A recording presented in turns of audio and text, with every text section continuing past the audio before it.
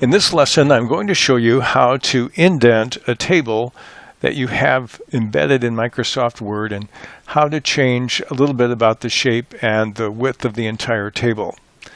To do that, I'm going to start by clicking on my Home tab, and then I'm going to move anywhere on the left side of the leftmost column until I see two vertical bars. It'll be tricky here. And then a left and right arrow. I will hold the mouse down and drag it to the right. And now I'm increasing the leftmost side of the table, increasing the margin. And I can go as far as I want until I kind of run out of room.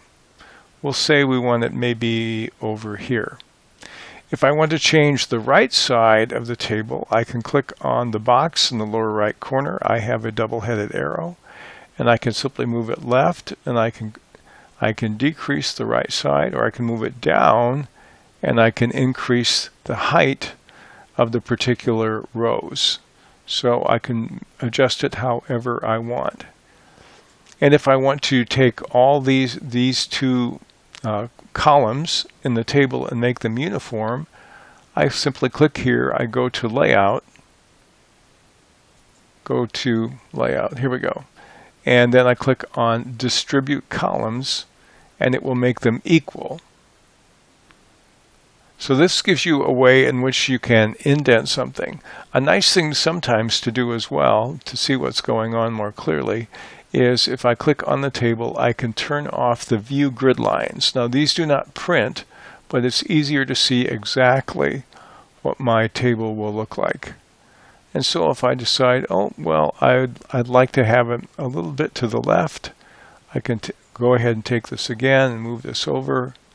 I can click on Distribute Columns again if I want them equal, and that gives me another way of doing that. You'll notice here I also have a bullet in front of each of the items. If I want to change that look, I can click on all of them.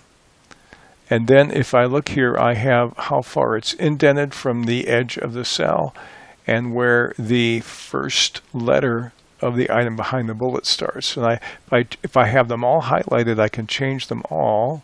Here I'm moving the words back, and I'm moving the bullet closer to the edge. Or I can decide I like it there, but I also want the item a little closer to the bullet, and I can adjust it like that. So there's several ways in which you can change that nice feature as well.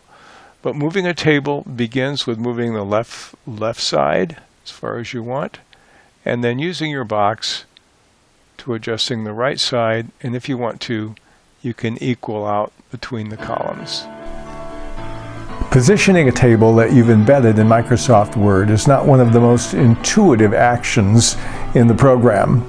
So we hope this lesson has helped you learn a little bit about how you can make adjustments that will work for you. I'm Jim from the Sharper Turtle. If you find this lesson helpful, please let us know by liking us. Give us any comments you want, especially about other problems we can help you solve. And subscribe to our channel so you can be the first to know if we have other lessons that are developed and ready for you that can help you master the program.